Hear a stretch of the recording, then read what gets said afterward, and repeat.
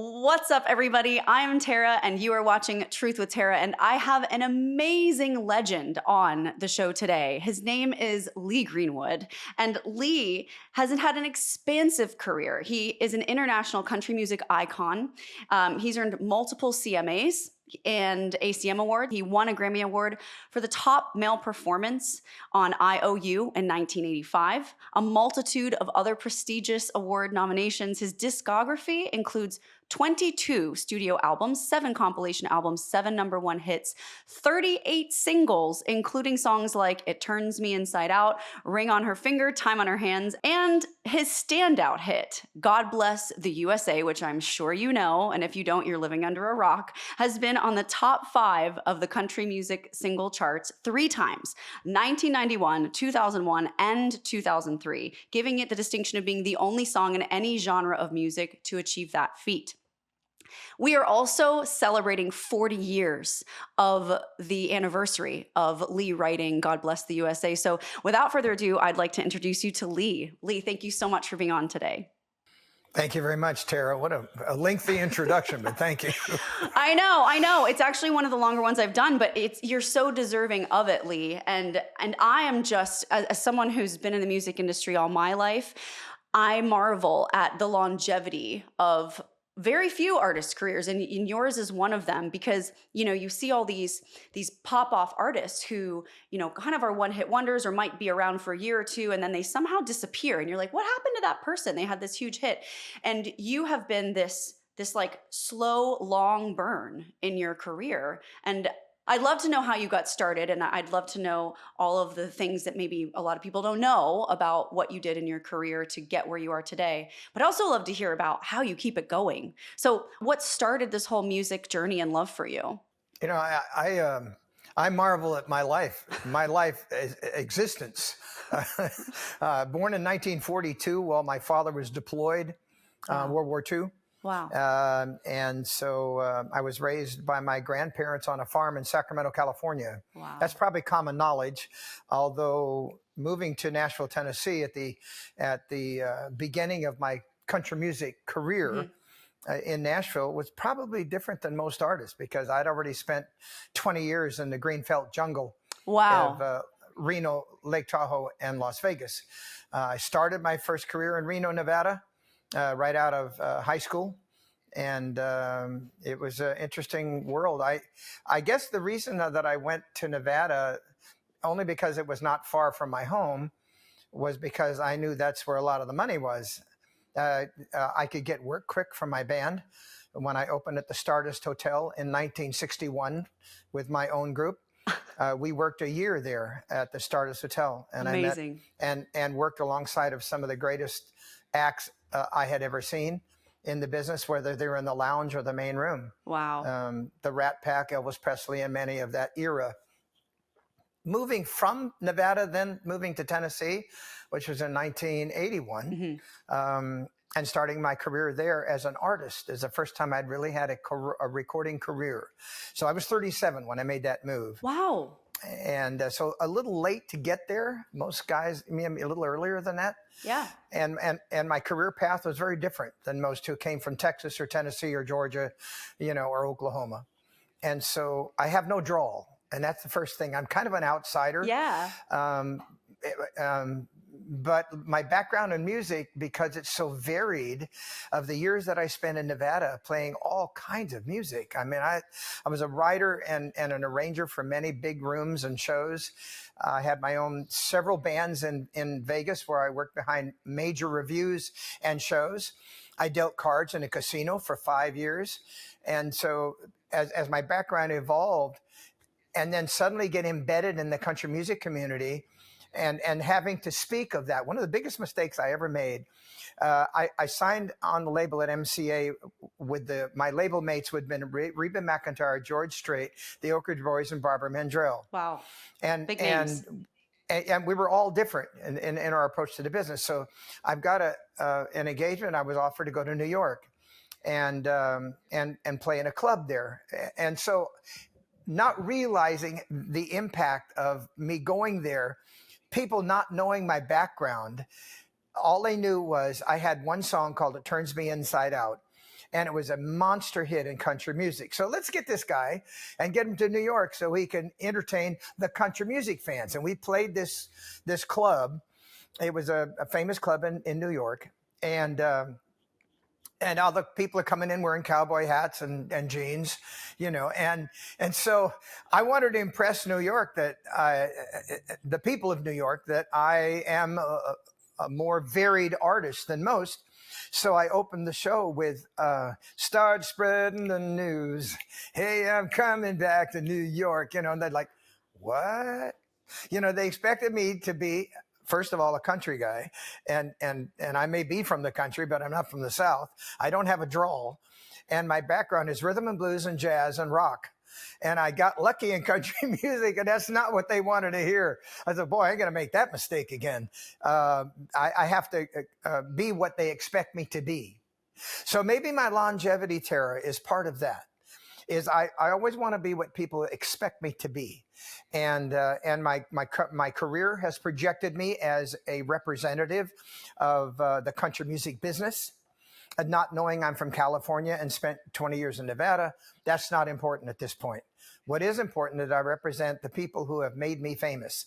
And I love doing that. I married a Tennessee bride. I have 2 sons that were born in Nashville, Tennessee. I never thought that would happen. And so I'm blessed with my life and my career. I'm blessed with good health. I was an athlete from the very beginning of my life. I played baseball up until my year 25, and then I started playing basketball. I was a shooting guard in basketball, and I played that for 30 years. And then I went to racquetball and played that for another 20 years. And so athletically, I think that has kept me in good shape, and I still feel great, and I still sing good. So longevity maybe is just an attitude. I remember my mother saying, it doesn't matter what you do at the beginning or the middle, finish big. So maybe, ooh, Tara, I'm going to finish big. Oh, Lee, I love you already. You are speaking my language, my love language in life and in business. That's so good. That's so good. The core value of grit is a huge core value that I try to really reinforce and instill in my son. And I always tell him, Simon's never quit and we show up big. Like, you finish what you start and show up big. And I love what you said about health and, how longevity is an attitude. But what I really love, and I think is very strategic and smart of you, is that you said that you give people what they expect you to be. And it may not necessarily line up with what you really think you are, but what they expect you to be. And it goes along with that good old saying, right? Give the people what they want. And I think a lot of artists miss that, actually, because they may have this idea of themselves that doesn't necessarily fit dead center, but maybe left of center of what a fan would want. But they keep pushing for that thing, and they wonder why they're not really hitting it hard or making it big or keeping those fans. And I think that's fascinating that you've sort of tapped into the psychology of the people that follow you and are fans of yours, and you understand what they want and continue to serve that up for them to consume. I think that's actually genius. Well, I don't want to mislead you in that I have a dual personality. Sure.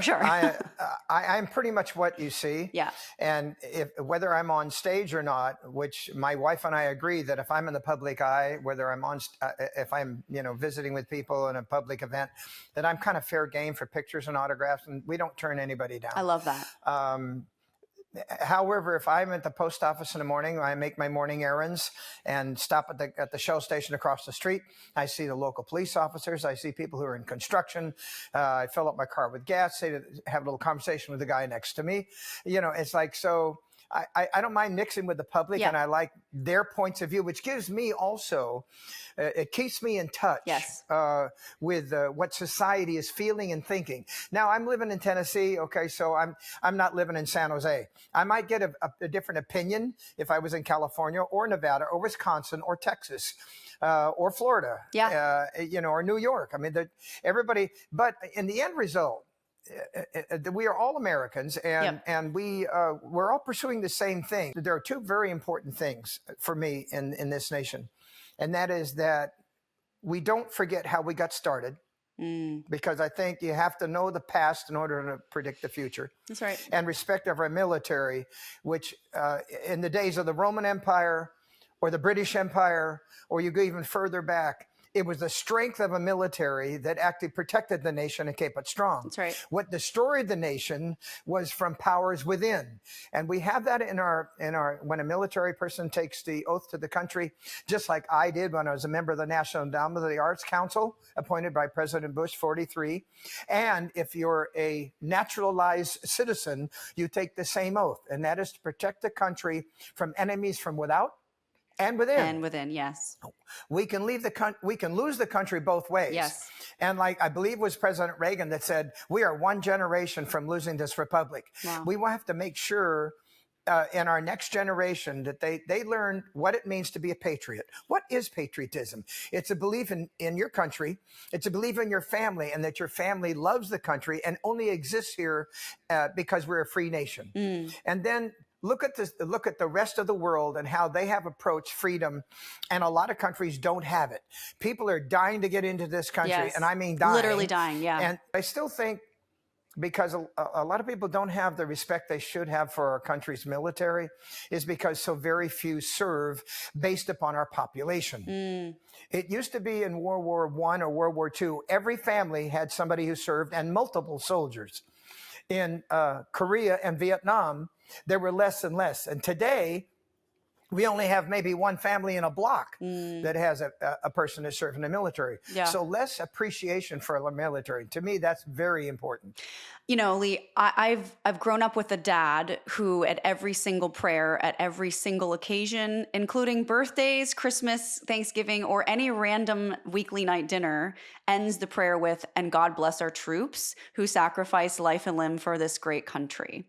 And I have an appreciation because my dad is a true patriot, and he loves this country so much. Never served, but just loves is so that America guy, you know?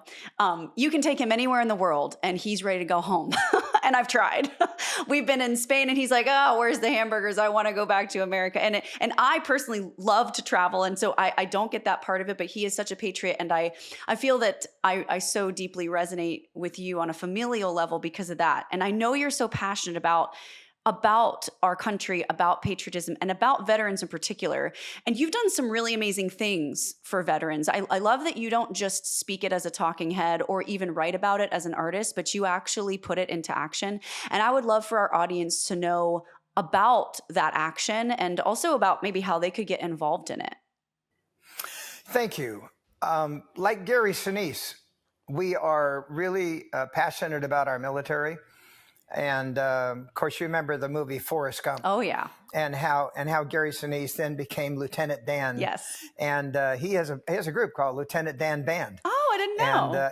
And he has a foundation that people donate money to, and to take care of our veterans. Okay. We, over the past 12 to 13 years, have built homes for wounded warriors. And it makes your heart swell when you can see a soldier who has been wounded seriously receive the keys to a new home, which gives them a new lease on life. And yes, and there are a lot of the organizations that we help. Helping a Hero is one out of Houston, Texas. Tunnels to Towers in New York. Yeah. We also support the St. Jude's Foundation in Memphis, Tennessee for children. Love it. So we try to get involved with humanitarian things, but the veterans is my biggest passion. I love that. And that comes, of course, I'm assuming from your experience with your father joining the war. Was it after Pearl Harbor, I believe? Yeah, right after the bombing of Pearl Harbor, Eugene Greenwood joined the Navy in San Diego and was gone for 4 years in the Navy, 2 years in the Merchant Marine. He became a ship welder. Wow. But my mother and father divorced like military families do. They get separated. My mother had 2 children to raise, and so she had to work as a musician. She was also a comptometer operator for Standard Oil. That's an early computer. Wow. And worked at Southern Pacific as a cleric, but playing in bars at night to make sure she had enough money to support us. But she couldn't really handle us as 2 young kids. My sister's 2.5 years older than me. She shipped us to our grandparents. And Thomas and Edna Jackson raised us from the time that I was a year old until I left high school. Wow. Wow. So, I mean, you had a relationship then, but a more distant one with your parents, and your grandparents were really the ones who like forged you. Wow. That's so touching, Solidly, actually. very solidly. Wow. It was a sharecropper's farm. We Okay. had our duties to do with the farm. We had 3 cows, about 1,000 chickens. Wow. And I worked on a harvester. I was 12, 13, 14 years old. And then whatever the chores were, I had to do that. Sure. And then I had my schoolwork, and then I had baseball. Wow. And those are the 3 driving forces that got me through high school. Wow. And then when I graduated high school, music took over, and I moved to Nevada. So it's I never went back. So interesting. So I want to fast forward a little bit to God Bless the USA. And I'd love a little peek into the window of your soul and the time in which you wrote that. I'd love to know where you were, what was going on, what caused you to write such a song, and did you have any idea at the time that it would be what it is today? We're celebrating 40 years of it today as an American iconic song. Well, the short answer for the song itself that I wrote in 1983 was while I was traveling extensively. Okay. After joining MCA in Nashville, I went on tour constantly. I was on the road like 300 days a year.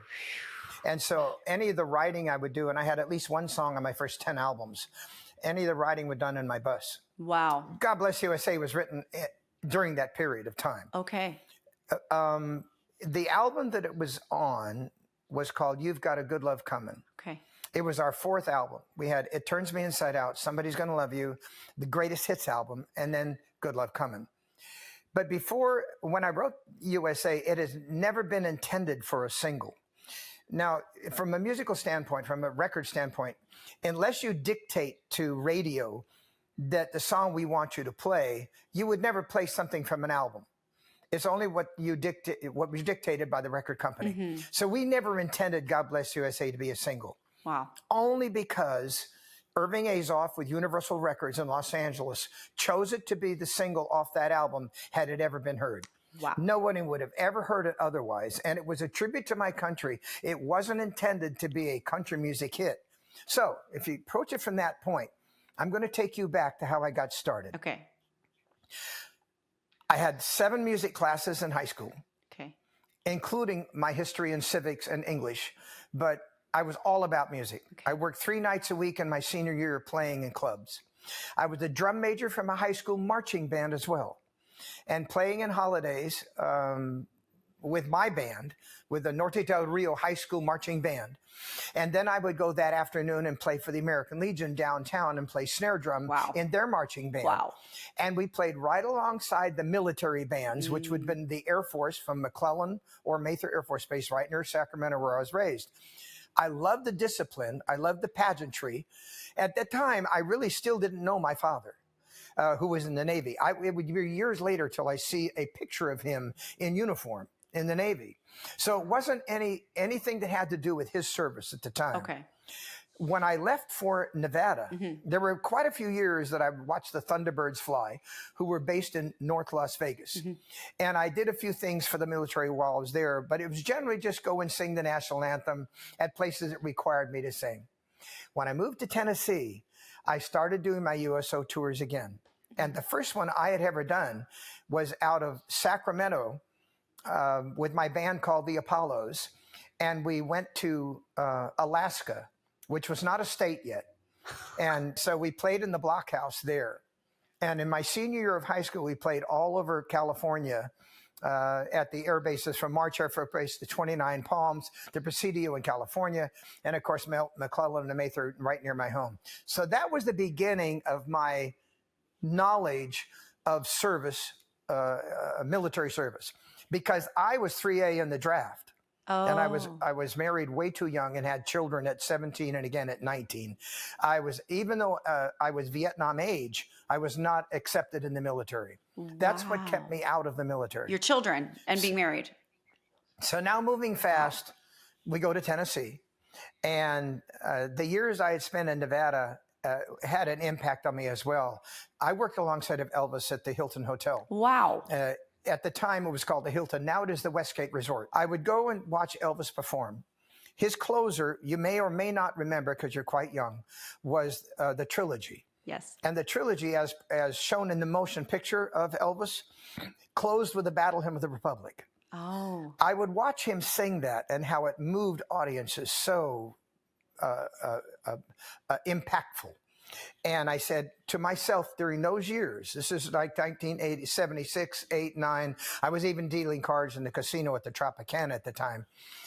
I was very impressionable. So when I saw Elvis do his trilogy and how the audience responded, I said, if I ever get my career not knowing it's coming within 3 years, I'm going to do the trilogy as my closer. Wow. Because Elvis was no more. And but then, lo and behold, God stepped in. I now have a platform to release something that I believe in is important for our country. And I write God Bless USA. But had Universal, again, not called it as the single, it would not have been heard. Wow. So then we just move along in the history of God Bless the USA going down the road. I have 36 albums to my credit in country music. I am a country artist first.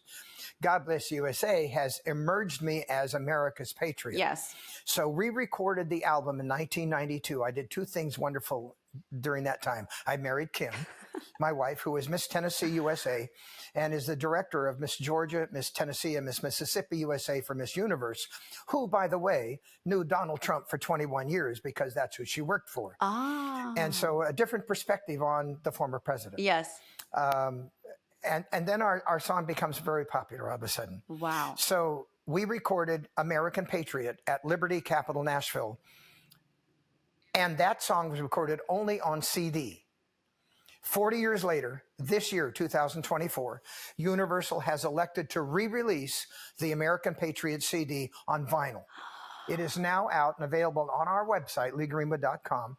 And you'll find it in Cracker Barrel. You'll find it in a lot of stores now. It's the actual big square album with my picture on the front of it. Amazing. That says American Patriot, which is what I called that album when I recorded it in 1992. I was the one that named the album. And it has the beautiful, God Bless America.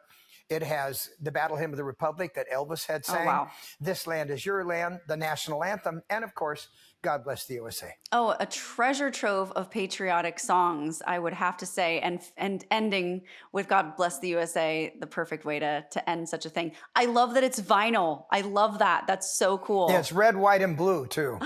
So good. I'm definitely going to be getting myself a copy. Anybody that watching, if you love America like I do, you need to go get a copy of that immediately. And it's so cool. And I'm so honored that this is your 40th year and you're on this podcast talking about it. That's such an honor. And to that end, Lee, do you have any favorite, like all-time favorite God Bless America performances that you might tell us about? Well, a lot of them are very different. Whether it was a 4th of July performance in Vancouver, Washington, whether I sang it on the Nimitz aircraft carrier in the Persian Gulf, whether I sang it at 9/11 at Yankee Stadium for the 4th game of the World Series, 2 inaugurations, both at the Lincoln Memorial, one for President Bush 41 and one for Donald Trump in 2016. So there are just numerous times when I say this is the most important one I could possibly ever singing. Wow. You know, after the attack on America, of course, I did it an awful lot. I traveled with the First Lady across the United States and all military establishments. We didn't do a USO tour that year, but it would be another year after that or so before we restarted those USO tours. Okay. Wow. I just love your heart behind the song, Lee, and I love the impact that and the ripple effect that it's created. I'd love for you to speak to those who are listening and watching right now. We've got a lot of singers and of music lovers and even songwriters, performers, and also hobbyists who watch this. And I would love for you to give any advice that you have to them on maybe starting a career or how to perpetuate this beautiful, long experience that you've created in music, and just any kind of words of wisdom or encouragement that you might offer them watching. Well, thanks, Tara. It's such a different interview than I would have had at 37 when my career first started. Sure. Because I didn't have anything to tell anybody, except the fact I'm a hard worker. I would say that my mother said, and to me, I do remember that she said two things. If you don't stand for something, you'll fall for anything. My mom says the same That's thing. first. So you have to put your best foot forward. Yeah. And also she said, doesn't matter what you do at the beginning or the middle, just finish big. First of all, it's very important to me, not everybody gets a trophy. That's right. Competitiveness and athleticism are two things that I live by. Yeah. And maybe that's what my career has been so long. But always pursue your art first. If you're doing a job and you don't like what you're doing, you're never too old to change. Ooh. If you've had a college career and your parents have pushed you into a college to get a career and it's not something you really had a passion about, and suddenly you prefer to be an attorney rather than a doctor, then go get your other degree if you have to, because the time that you learn for that new profession will be very short compared to the rest of your life. And that's hard to look at when you're 22 or 35 or even 28. Our son Dalton was valedictorian of his high school. He went to Washington University. He got an undergrad in biochemistry, which usually flunks people out. And then he wanted to get his master's. So he went to Vanderbilt University and graduated with a PhD in immunology and cancer research. And so he's now a biotech analyst for a firm in Chicago. Wow. Our younger son, and he's 29 and married now. Amazing. No kids. And my 26-year-old was a theater major in high school, and which garnered him the Chancellor Scholar at TCU in Fort Worth, Texas. And he changed to music, and now he's at University of Miami getting his master's in musical engineering and producing. Oh, nice. I'm sure that each one of them chose what they wanted to do. Yeah. To go, and fortunately, we had the resources. Dalton was the first kid in my life and my family's life to go to college. Wow. My wife was the first one in her family to go to college. She went to the University of Tennessee in Chattanooga. Mm-hmm. So now with both of our sons passing on the torch to they're both in college and have degrees, I ask them occasionally, are you still happy with what you've chosen? And of course, at their young life, at this point, they both say, yes, we're happy where we are. I think Dalton wants to move along from research, but stay in finance. Okay. And so even if you don't get started right, you still have time to change. So if you're not happy where you are, you need to be happy with your life so you don't have any mental problems when you get to be 40 or 50 and say, gee, I wish I'd, Yeah. Go do it. Go do it. Go do it. I love that so much. And I think it's true. A lot of people think my time is past. I hear that all the time when people want to learn how to sing. They're like, oh, but I'm too old, or I do this instead. And it's, I'm past my prime. And I literally say the same thing. Like, it's never too late. Are you breathing? Are you above ground?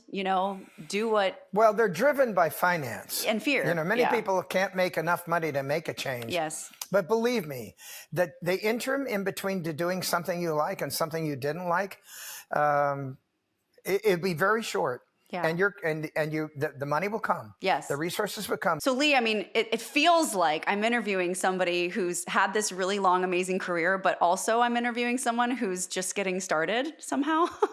So I mean, I have to know, in your mind, I don't think you're in any mental position right now to slow down anything. So what's next for you? I mean, what is your next year, 3-year, 5-year plan, goal, dream? Tell me. I think at 37, I had figured out my career was not going to happen nationally. And because of my stepfather, Louis D'Antonoli, which married my mother when I was 14, I could have went into construction. Okay. I kind of liked that. I could have been a farmer because my grandparents were sharecroppers. Right. But that's too much work. It's a lot of work. If you ever know anybody who works on a farm my from family, sun up to sundown, that is a lot of work, yes. and it's not extremely profitable. Right. At 37, even though I didn't have a national career yet, it was no doubt I was going to stay with music. So as I'm getting in the twilight of my career, I'm 81, I'll be 82 in October. And my wife and I talk about, when do I decide to move on? Wow. I guess what dictates that, there's a couple of things. As long as I'm healthy and I continue to sing, and I still think I have a great voice, and I continue to hit all the high notes, and I continue to entertain, and my body is not falling apart, I'll probably do that a couple, 3 more years. My wife will also face the fact that she may retire early as well from what she does, even though she does love it. I think what dictates what I will do in the years coming up, in the next few years, would not be my desire to retire from what I currently do, but to give more time to my family. And because my 2 sons will need me more as an advisor, and not just for resources, but also as a grandfather. Because as they begin to have kids and family becomes important, I remember how important my grandparents were to me. Yes. How important my wife's father and mother were to her and to me raising our kids. Grandparents are very important. Vital. I don't know about you, Tara, but without my grandparents, I wouldn't have made it. Without my parents, I moved. I have a business in another state, and I moved states to be close to my parents because you need a village. I'm a grown woman with a child, and in order to go out, I still have to ask my mom if I can so she can watch my son. So you have to have help. It's impossible to do it any other way. I don't know how people do it if they don't. So yeah, you're 100% correct on that. I can't believe, Lee, that you're 81 years old and you're still so active. And I'm sorry, I can't look at you, and there's a cognitive dissonance there. You look amazing. Like, well, thank you. You're kind of a modern marvel. Yeah, I mean, just the longevity and the stamina. I think that's a thing, right? Like the stamina needed to upkeep this schedule, to stay healthy, to stay motivated and mentally sharp. And I mean, that's goals, right, guys? Anybody watching this, you see Lee, he says he's 81 years old and he's releasing albums. He's got a 40-year anniversary of his song. I mean, so accomplished. And I think that also your priorities are so right. You know, it is family first, as great of a career as it is and as much impact as you've made and continue to make. I love that that's at the forefront of your mind the most. And as long as family and health are good, then you're going to keep doing what you're doing. And I think that's wonderful. So Lee, where can we find you? I know we know about the vinyl stuff, but which is amazing. But where can people who watch this find you and continue to support you? 2 places. First, leegreenwood.com, and you'll find our discography. You'll find our touring schedule. Because of this is the God Bless USA Bible, which contains the Declaration of Independence, the Constitution, the Bill of Rights, and the Pledge of Allegiance, and my handwritten version of God Bless the USA chorus. So this is obtainable at godblesstheusabible.com. So you can find that and other merchandise that's available as well from my career. Amazing. What's next? Well, I guess we're just going to continue more of the same. Find my touring schedule on my website and find out where we are. We're all over the United States, and through 2025, it looks like we'll be more of the same. I've just completed an agreement to do a song from the result of the Reagan film, which just came out. And it's music that was from the Ronald Reagan era, and I rewrote a song that'll be recorded this month, and that will be out as well shortly. So I'm going to keep recording and writing when I can, although I'm not as creative as I used to be as a writer. Yeah. But I still love singing, and will continue to do it as long as I can. I love that, Lee. And last kind of question. I mean, I'm sure we're both hoping that Trump gets reelected in this current campaign that's going on. If you were asked to sing for him, would you sing at his reelection campaign? President Trump? Yes. Oh, absolutely. Yeah. I mean, that's a given. Yes. And I would be proud to do so. Yeah. Same. And it's actually funny. I grew up singing for him at Mar-a-Lago, years. I mean, kind of from when I was like 9 to probably like 18, and then I moved to New York and did Broadway and stuff. But that would be a dream of mine too. Would be to sing for him at some reelection campaign or something like that to support, because I find it really distasteful actually that a lot of people won't, and that would be something that would be an honor. Yeah, and so I agree with you. I've sang for him quite a few times during the 2016 and 2020 years. I've introduced him many times, and it's interesting that, you know, when you sing for the head of state, there's a lot of security, but once they get to know you, it's more of a visual thing than it is a show me your ID. Sure. And so I've been behind the fence and conversations with more than one president. I've sang for 10 presidents already. Amazing. And maybe I'll live long enough to sing for another one. Oh, you most certainly will, and I certainly hope it is for President Trump again in this future election season. And put in a good word for me too if he's looking for a female singer, because I would love to. So Lee, thank you so much for being on today. It was such an honor and a pleasure. You are an incredible man and an amazing, talented artist. And I just love your heart for our country. So thanks so much for allowing me to promote what you've got going on and to maybe expose a different type of audience to you and all the amazing things you've got. So guys, please make sure that you support and patronize Lee and his mission to spread patriotism through the artistic expression of music in the country here. And Lee, thank you so much for being on today. It was my pleasure. Mine too. Thanks for the interview, Tara. You're so welcome. Have a great day, Lee. Bye, guys. Okay. Bye now. Thank you.